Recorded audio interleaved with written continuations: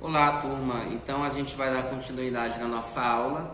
A aula de hoje é de extrema importância de conteúdo, tanto a título de conhecimento.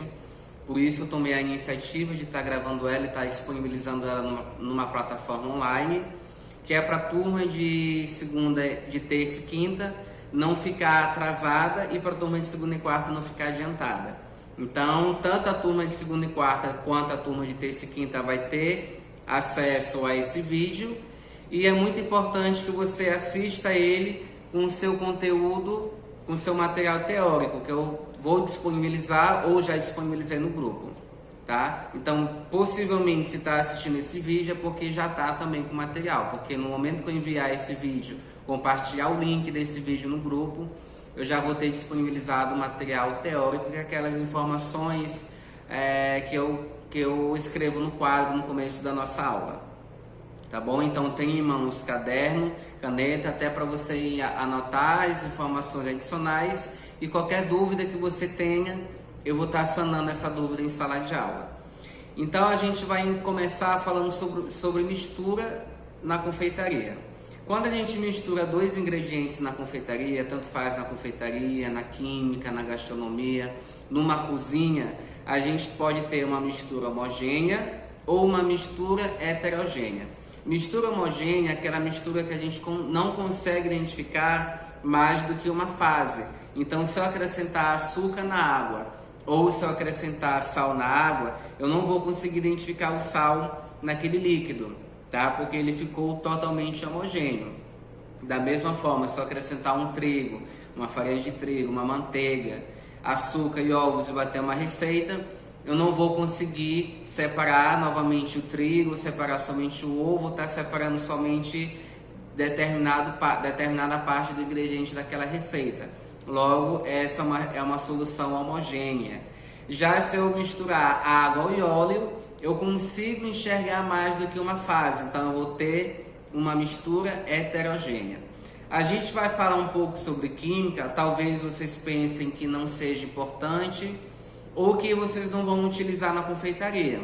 Mas para a gente entender sobre a ganache, quando eu for chegar na parte de ganache, e para você entender por que uma ganache talha, você não vai conseguir compreender por que uma ganache talhou se você não sabe o que é um coloide e muito menos o que é uma emulsão coloidal. Então, para a gente falar de coloide, de emulsão coloidal, a gente tem que falar do começo. Então, eu falei que mistura tem dois tipos, tem mistura homogênea e mistura heterogênea. Dentro de uma solução, dentro daquilo que foi misturado, a gente tem soluto e solvente. Logo, soluto é a parte sólida, que vai em menor quantidade, e solvente é a parte líquida. Mas dentro da confeitaria a gente vai ter o soluto, trocado de nome, vai ser chamado de disperso, e o solvente vai ser chamado de dispersante ou dispergente.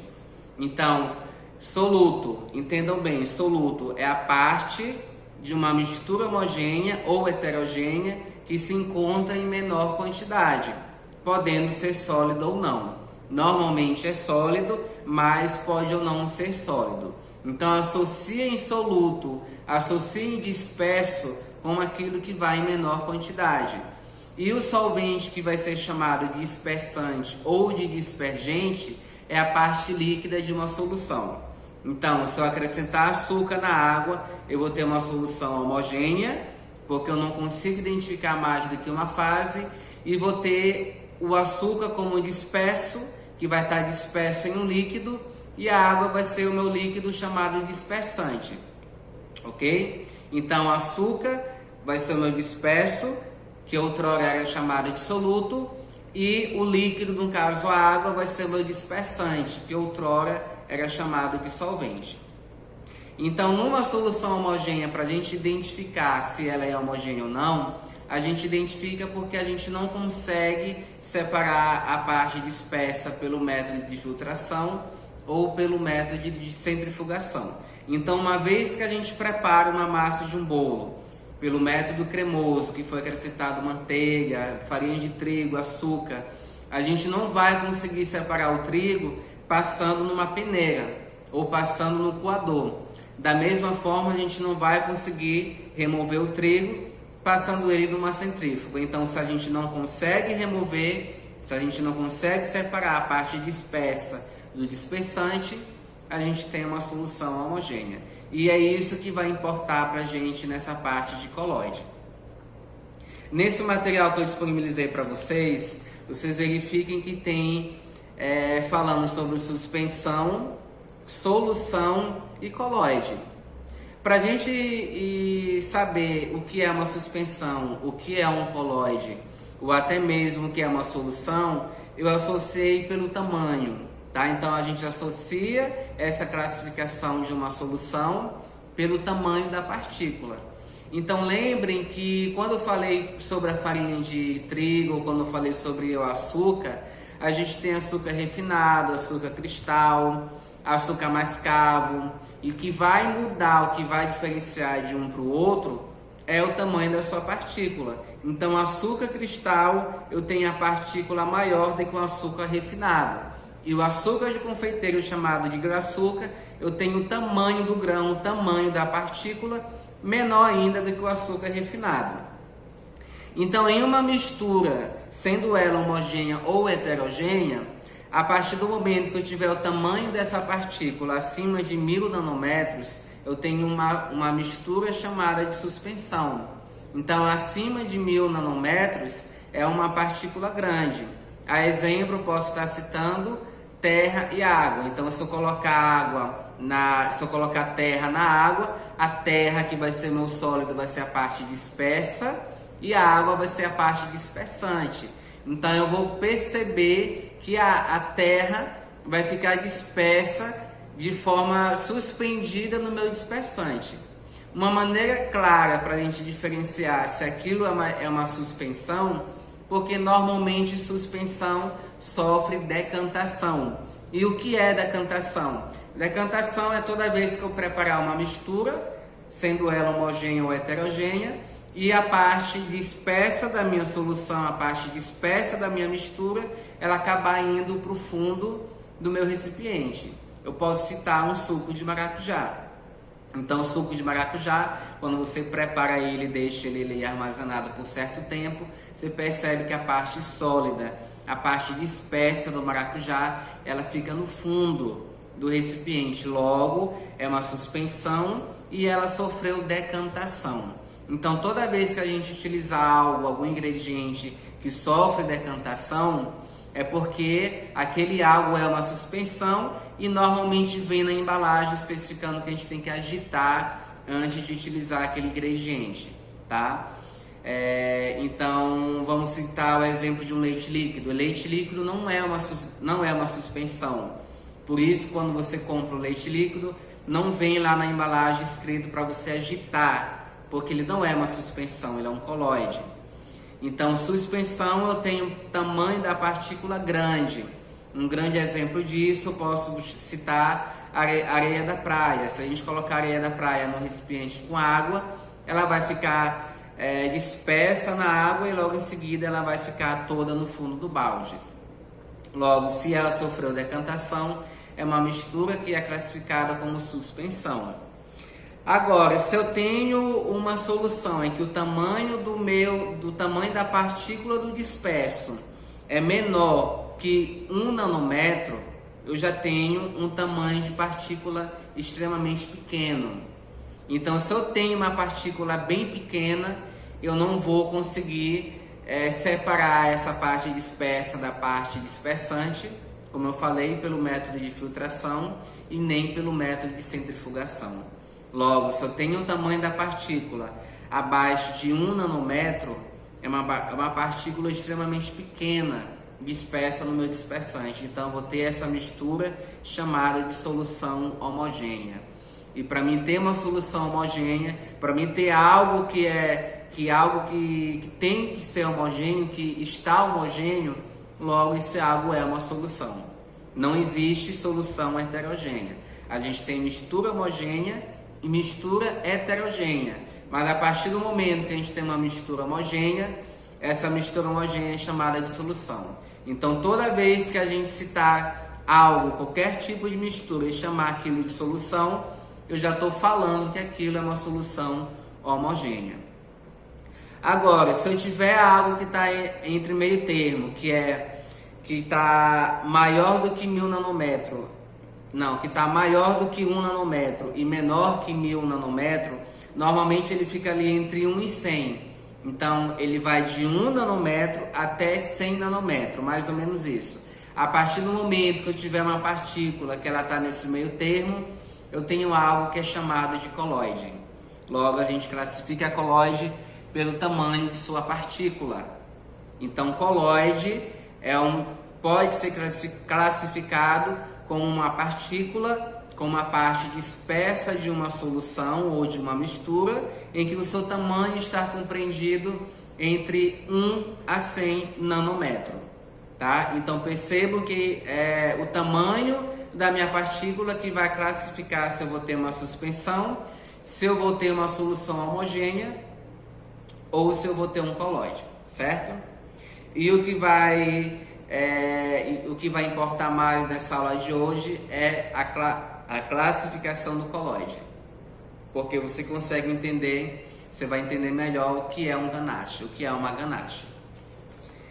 Então, nesse material que eu disponibilizei para vocês, eu coloquei para vocês entenderem melhor, para vocês não ficarem perdidos, essa associação que é feita de soluto e solvente. Então, lembrem, soluto na confeitaria é chamado de disperso e o solvente é chamado de dispersante ou dispergente, tá bom?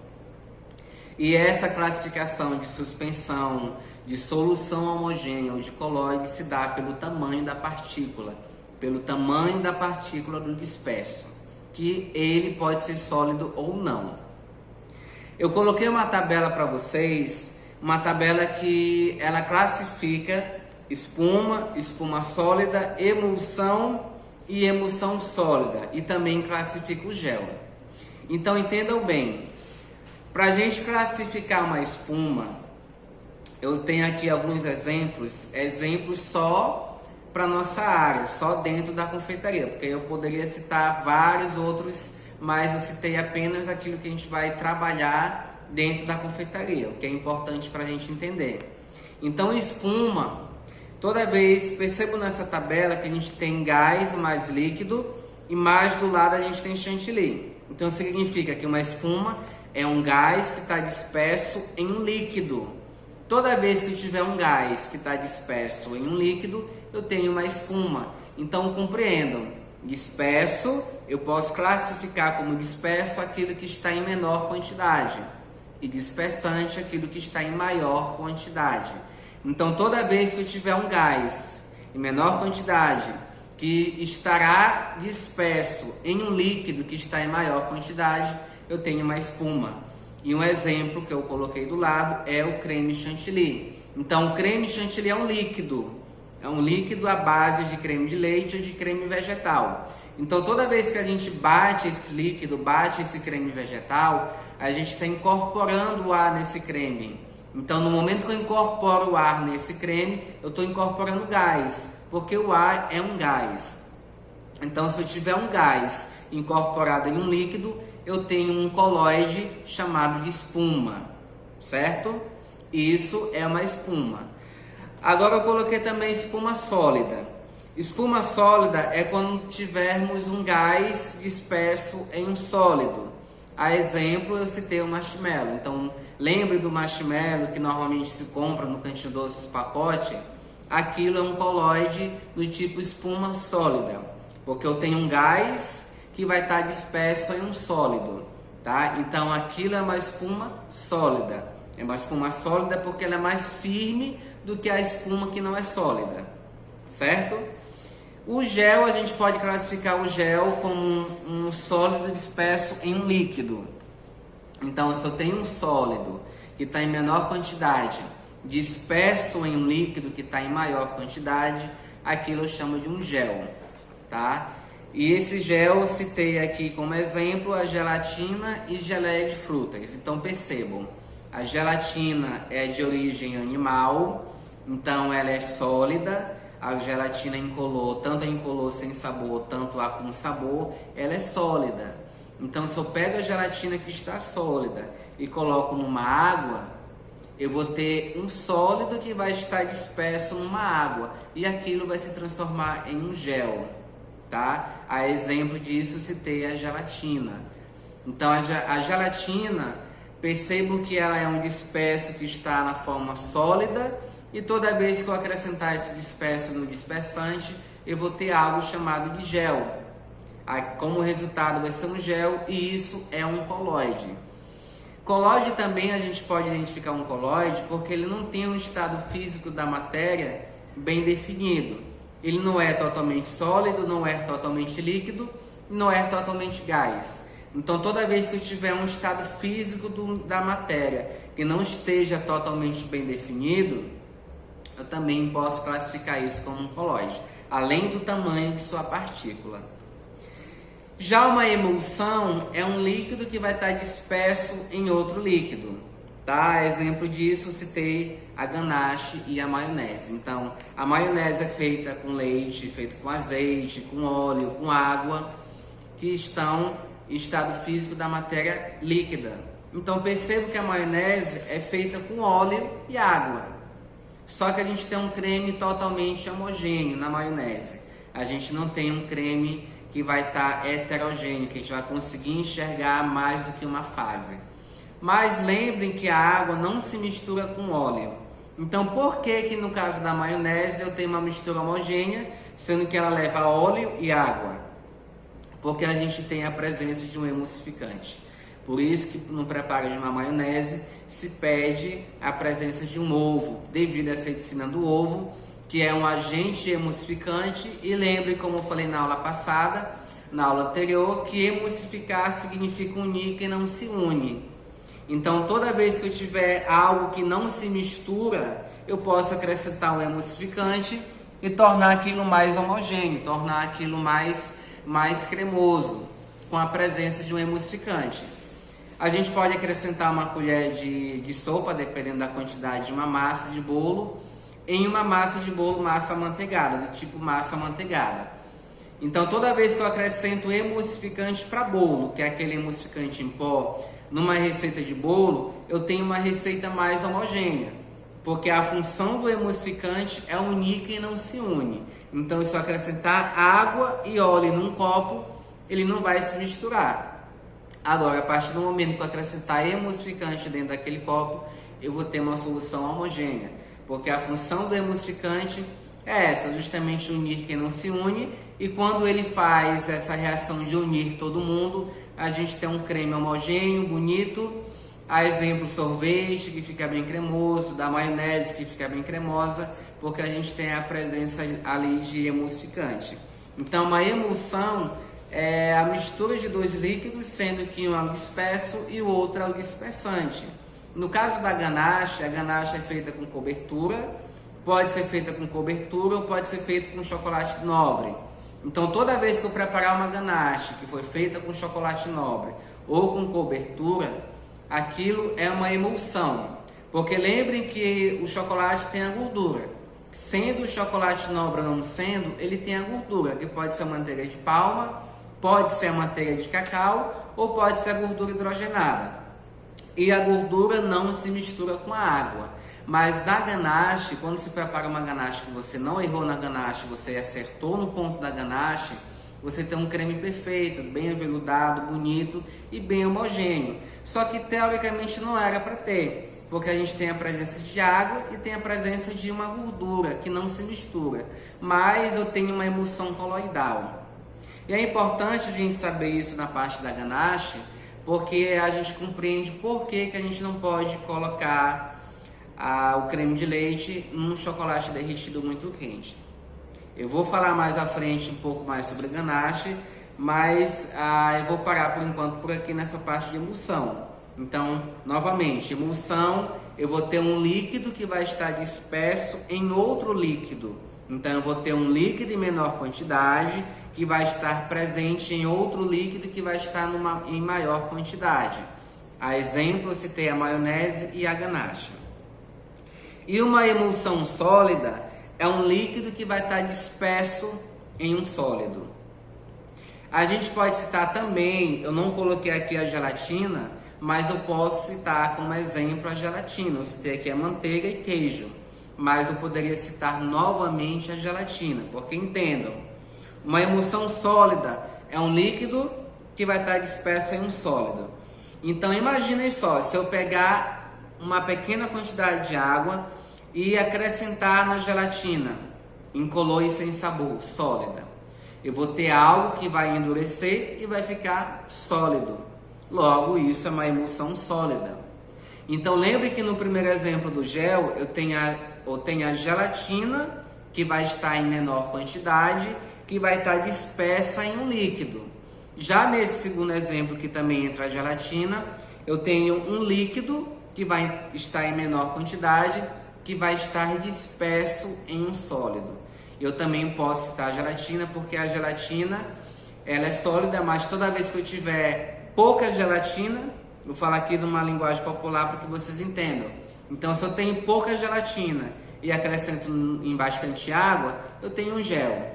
Se eu tenho muita gelatina e coloco em pouca água, eu tenho uma emulsão sólida.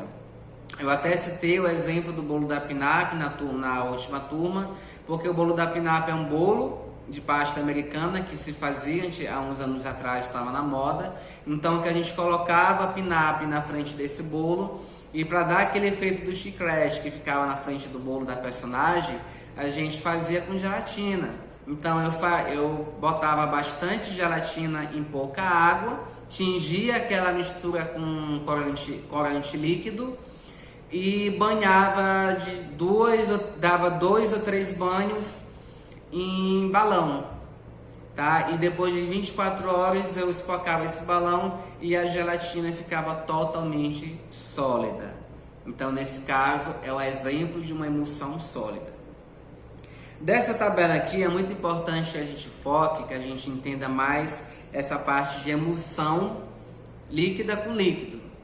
Então, essa parte de emulsão líquido com líquido é o que vai mais servir para o nosso conhecimento na confeitaria, porque a gente vai trabalhar muito com ganache. E para a gente entender o que é uma ganache, saber consertar uma ganache e ter um olhar mais crítico com a ganache, a gente tem que entender o que é um colóide e o que é uma emulsão coloidal. Então vamos lá revisar. Colóide, a gente pode classificar o colóide toda vez que tiver o tamanho do disperso, tamanho do grão do disperso, compreendido entre 1 a 100 nanômetros. Isso é um colóide. A gente diferencia o colóide de uma suspensão ou de uma solução homogênea pelo tamanho da partícula do disperso. E toda vez que eu tiver um líquido que vai estar disperso em outro líquido, eu vou ter um colóide chamado de emulsão. Então a ganache é uma emulsão coloidal, tá? Eu coloquei também para vocês algumas porcentagens de creme de leite, porque a gente tem basicamente 4 tipos. A gente tem a nata, que ela está compreendida entre 40% de gordura, 40% a 45%, dependendo do fabricante. Temos o creme de leite fresco, que está compreendido entre 35%. Temos o creme de leite de lata, que está compreendido entre 20% de teor de gordura. E temos o creme de leite de caixa, que é o mais comum aqui para a nossa região, que está compreendido entre 11% a 17% de gordura, dependendo do fabricante. É importante a gente entender essa classificação do creme de leite, porque dependendo do tipo de creme de leite, a gente vai ter que preparar uma ganache perfeita. Então, uma ganache ela pode ser preparada tanto com creme de leite, tanto com qualquer líquido. Toda vez que eu acrescentar qualquer líquido em um chocolate derretido ou em uma cobertura derretida, eu tenho uma ganache. Não necessariamente tem que ser o creme de leite, pode ser água, pode ser álcool, pode ser cachaça, pode ser suco, pode ser pasta saborizante. Então, toda vez que eu tiver um líquido da presença de um chocolate derretido, eu vou ter uma ganache.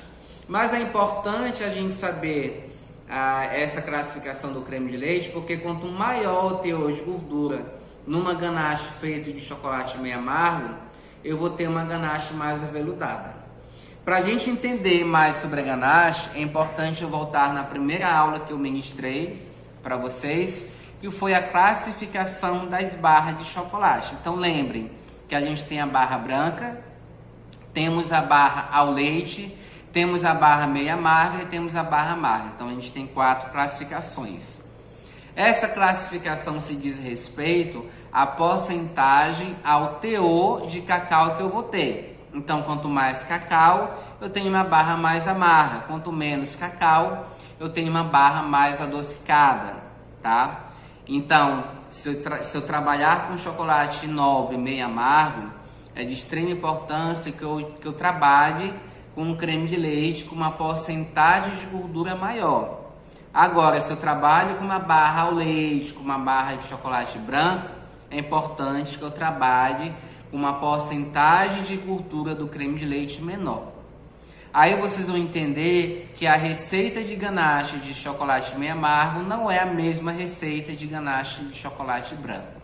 Porque imaginem só, chocolate branco a gente tem manteiga de cacau, não temos massa de cacau, mas temos manteiga de cacau e temos bastante gordura, temos a gordura do leite, do açúcar e por isso também que eu tenho uma barra mais doce e enjoativa de sabor. Então, se eu tenho uma barra que tem um teor de gordura elevado, eu acrescento um creme de leite 35% cacau, eu vou ter uma ganache talhada. Eu vou ter uma ganache que vocês vão perceber um líquido saltando da parte esbranquiçada dela. Porque eu acrescentei mais gordura ainda. Então, no caso do chocolate branco, não é interessante eu trabalhar com creme de leite com um teor de gordura elevado. Quando se prepara a ganache branca, ou você faz com água, ou você faz com creme de leite que tenha uma porcentagem de gordura baixa. Porque se você acrescentar mais gordura ainda nessa barra de chocolate branco, você vai ter ali uma ganache que não vai ficar com aspecto aveludado, não vai ficar com aspecto homogêneo. Então é muito importante que a gente saiba trabalhar para cada tipo de ganache, cada tipo de barra de chocolate, para cada tipo de creme de leite. Porque como eu falei outrora, a gente tem 4 tipos de creme de leite basicamente. O que vai diferenciar um creme de leite do outro é o seu teor de gordura. No preparo de uma ganache, a gente pode preparar ganache para brindar bolo, para selar bolo, para fazer o drip cake. No caso, o drip cake que eu me refiro é aquela parte que escorre no bolo. E pode preparar ganache para recheio, tá bom? Ganache para recheio é uma ganache que você tem que sentir o sabor do chocolate, tem que ter um sabor agradável. Então, ganache para recheio não é interessante se trabalhar com cobertura, porque cobertura não é chocolate nobre e a gente não vai ter um sabor significativo da barra e vamos ter mais o sabor de gordura. Então é muito importante quando no preparo de uma ganache que vai servir para recheio de um bolo ou para fazer uma trufa, trabalhar com a barra de chocolate nobre. Então a proporção de creme de leite, a proporção de chocolate numa ganache para recheio é de 1 para meio. Então significa que para 100 gramas de chocolate meio amargo, eu acrescento 50 gramas de creme de leite. Lembre que no caso do chocolate meio amargo, como ele não tem um teor de gordura elevado, a gente pode trabalhar com creme de leite fresco ou com creme de leite em lata. Ah, mas a gente não encontra creme de leite fresco na nossa região.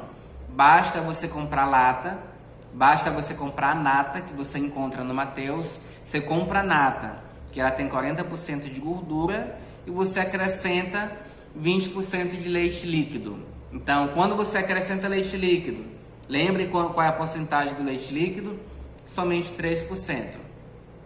Então, leite líquido, 3% de gordura. A gente está fazendo uma diluição.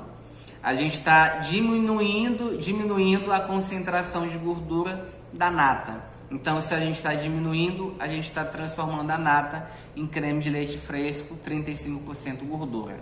Então, se eu tiver uma receita de ganache específica que realmente ela pede para ser feita com creme de leite fresco, a gente compra a nata, que encontramos com facilidade em nossa região, e transformamos essa nata em creme de leite fresco, diluindo essa nata em leite líquido, ou seja, diminuindo a sua concentração de gordura.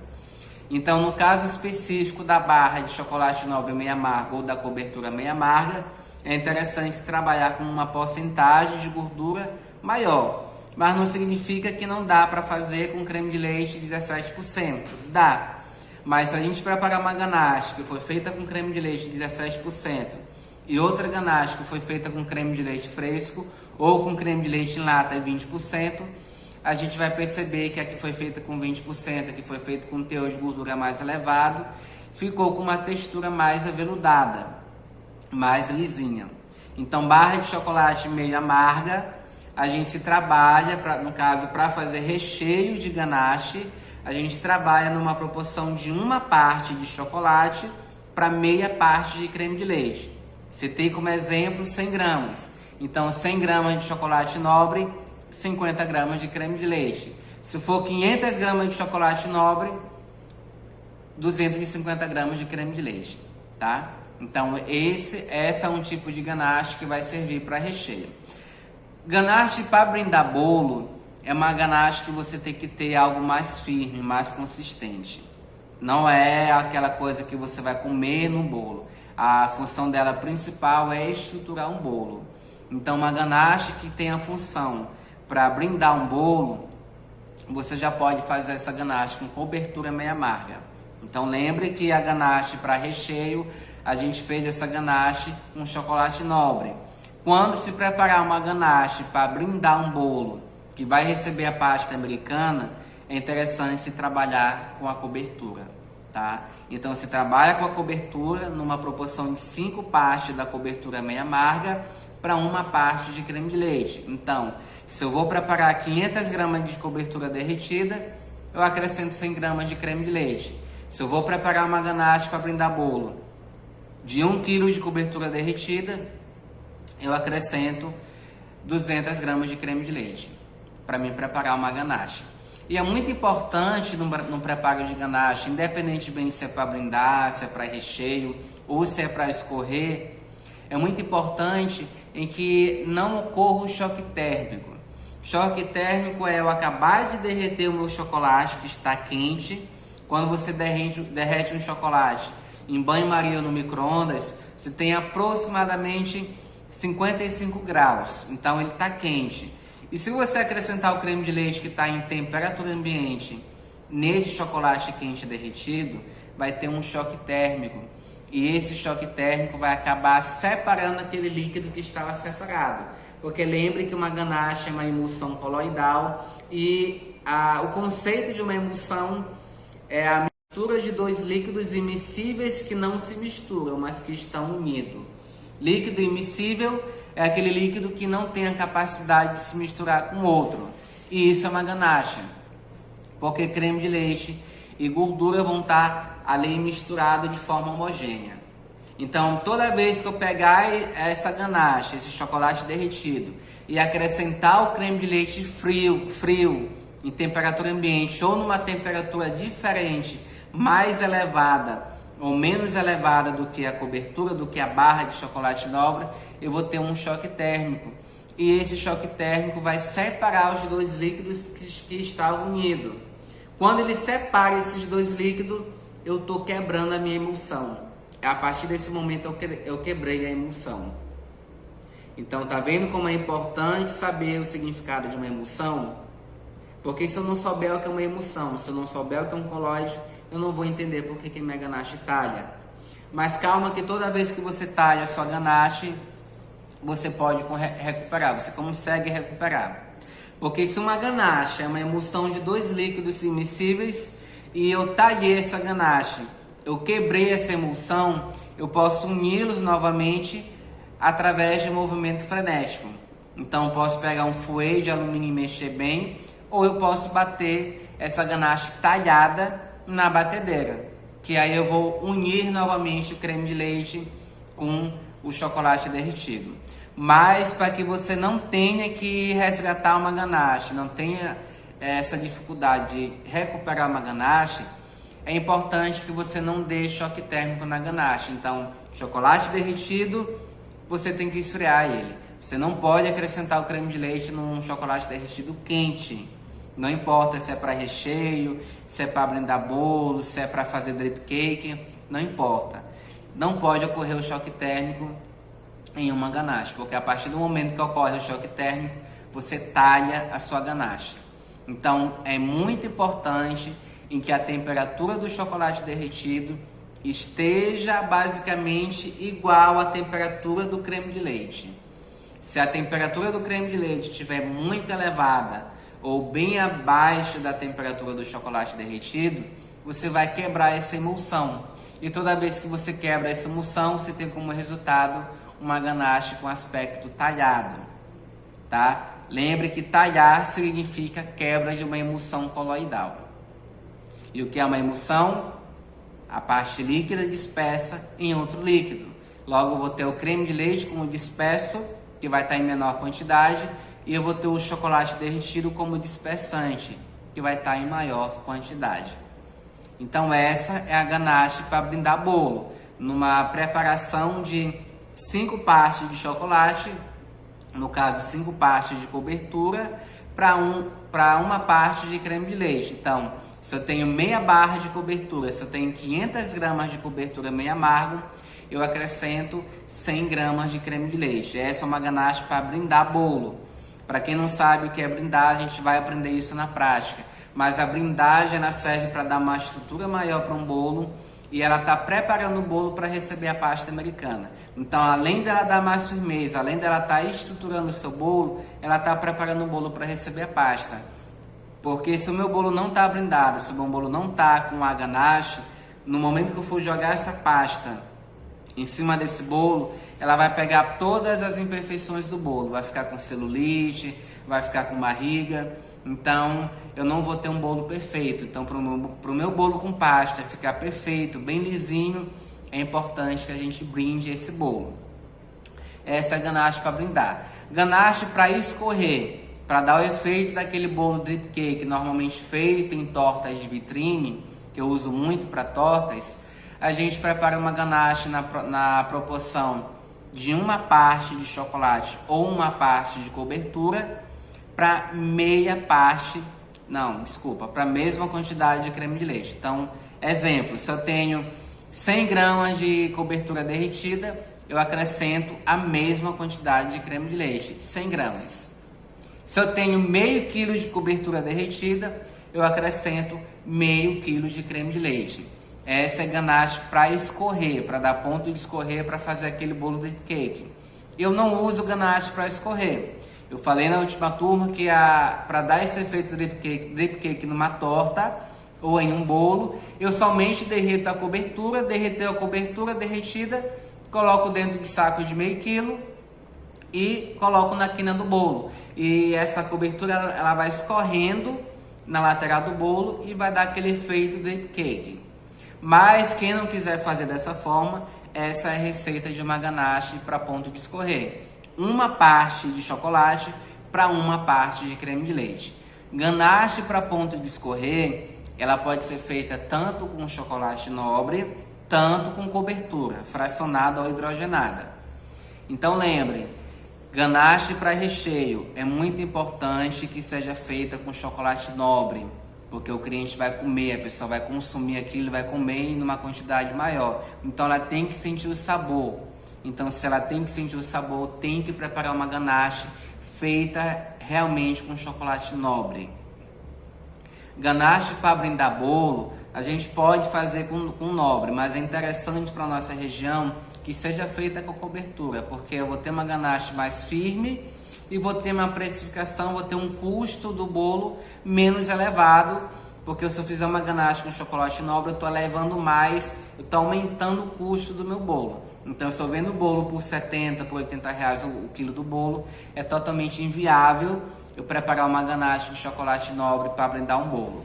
Então, pode ser feita com chocolate nobre, mas é muito importante que seja feita com a cobertura em relação a custo.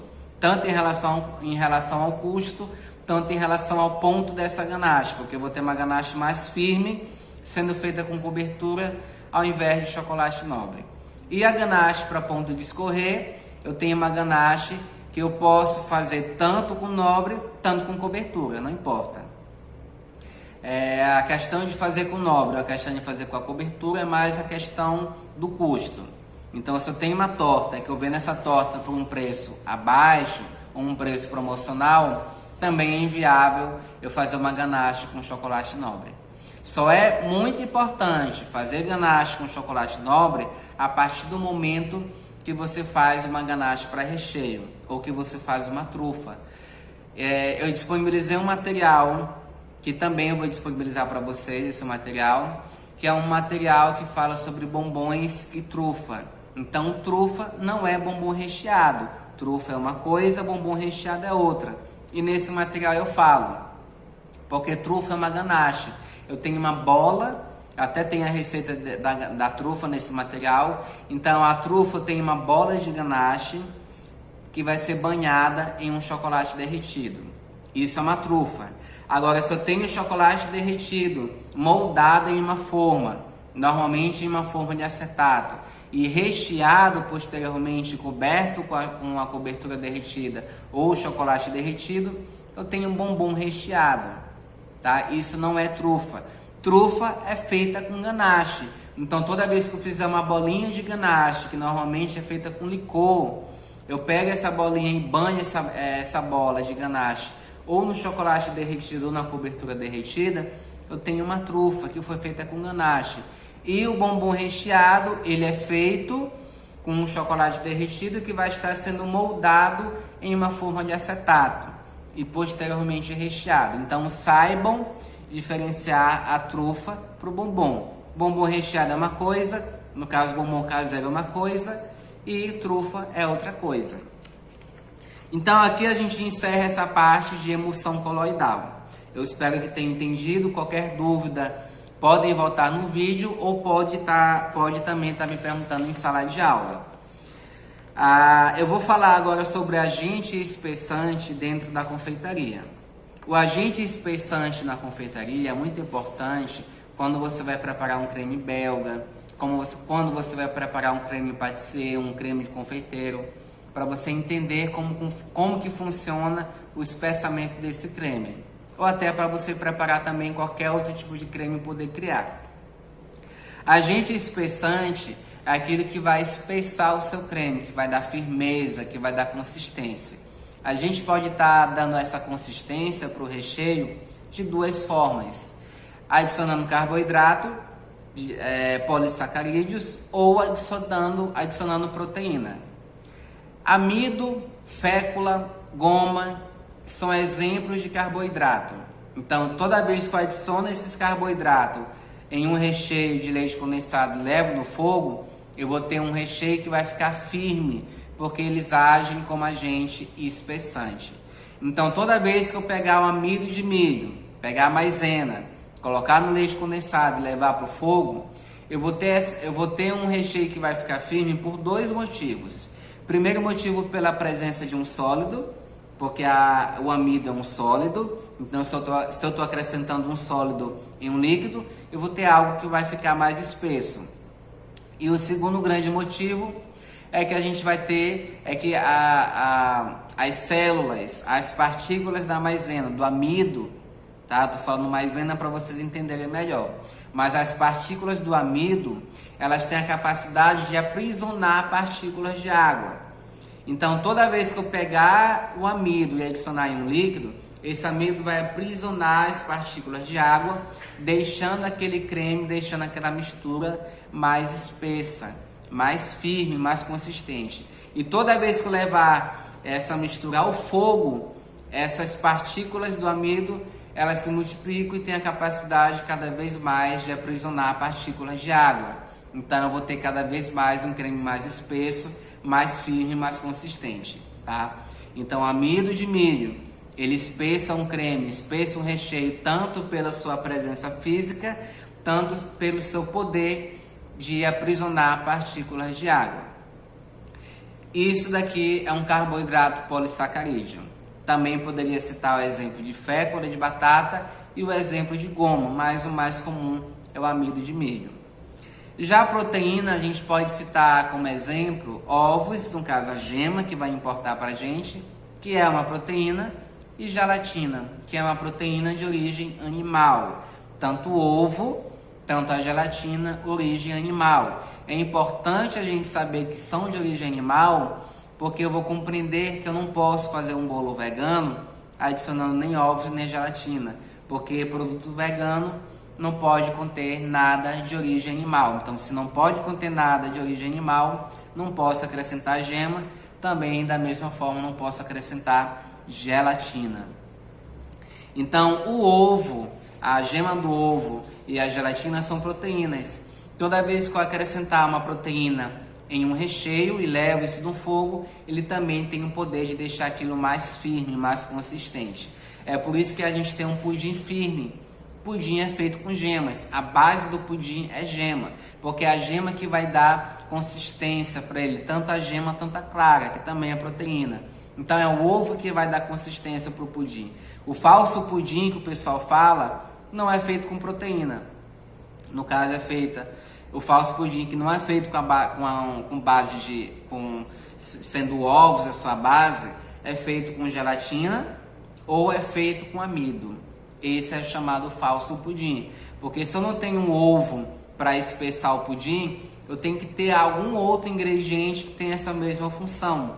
Outro ingrediente que tem essa mesma função é o caso do amido e é o caso da fécula, ou do amido, ou ainda da gelatina, tá? Mas o verdadeiro pudim é feito com ovos que tem que ir ao forno. Esse é o verdadeiro pudim. O pessoal fala falso pudim, mas na verdade não é pudim. Ele não é pudim, é algo que imita o pudim, mas não é pudim. O pudim é feito com ovos. Então, a gema e a gelatina, eles têm a função de espessar um creme, tem a função de deixar aquele creme mais firme, porque são proteínas. Quando proteínas são levadas ao fogo, elas têm a capacidade de coagular. Coagular significa firmar, dar consistência. Logo, o ovo é um coagulante natural, porque quando se faz um recheio de 4 leites, de baba de moça, qualquer recheio que pede gema, é porque aquele recheio é normalmente mole, mais maleável.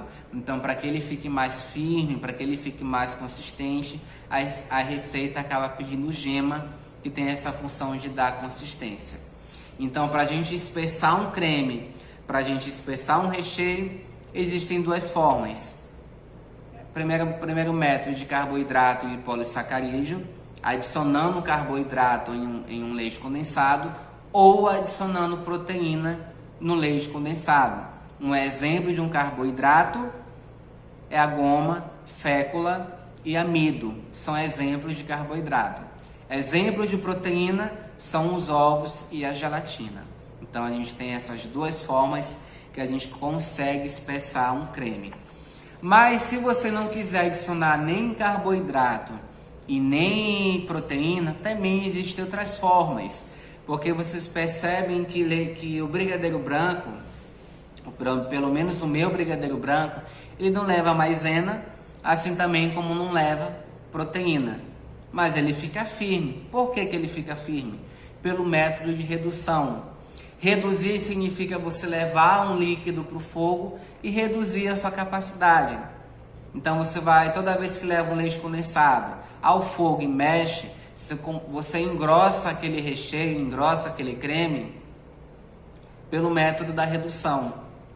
E por que algumas pessoas optam por fazer com maisena e não pelo método da redução? Porque, como o próprio nome já fala, reduzir, você vai ter uma quantidade menor. Então, se eu levo uma lata de leite condensado, meia caixa de creme de leite para o fogo e mexo até reduzir, eu vou ter menos. Eu vou ter uma quantidade menor do que quando começou. Toda vez que eu levo a maisena e acrescento nesse brigadeiro branco de leite condensado, creme de leite, eu não vou ficar muito tempo mexendo, eu vou ficar pouco tempo. Então, ele não vai reduzir. Só que a desvantagem de você fazer um recheio com maisena é devido à qualidade, querendo ou não, fica com aquele sabor residual de maisena, a gente sabe quando é feito com maisena, diminui o prazo de validade, você tem somente uma vantagem, que você vai ficar menos tempo mexendo no fogo. mas você vai ter um recheio que, ao meu ver, que não fica com uma qualidade boa. Então eu particularmente, a exceto do creme belga e a exceto do creme de confeiteiro, em nenhum recheio meu eu acrescento carboidrato, nenhum, tá? Eu posso acrescentar proteína, no caso posso acrescentar gema num 4 leite, num baba de moça, porque realmente tem que ter gema, mas eu evito ao máximo acrescentar carboidrato, eu não acrescento amido. Eu somente acrescento amido quando eu vou preparar um creme pâtissier ou quando eu vou preparar um creme belga. Aí nesse caso eu tenho que acrescentar o amido, certo? Se a gente não ir pelo método da redução, a gente também pode ir pelo método de aumentar a proporção de um sólido. Então, se eu tenho um recheio que tem sólido e líquido, toda vez que eu aumento a quantidade daquele sólido, eu também estou deixando meu creme mais espesso, também estou deixando meu creme mais firme, mais consistente. Não estou reduzindo, não estou acrescentando carboidrato nem proteína, somente estou aumentando a quantidade do sólido no líquido. Também tem exemplos de gelatinas vegetais, gelatina de origem animal que eu já citei, que a gelatina de origem animal é uma proteína.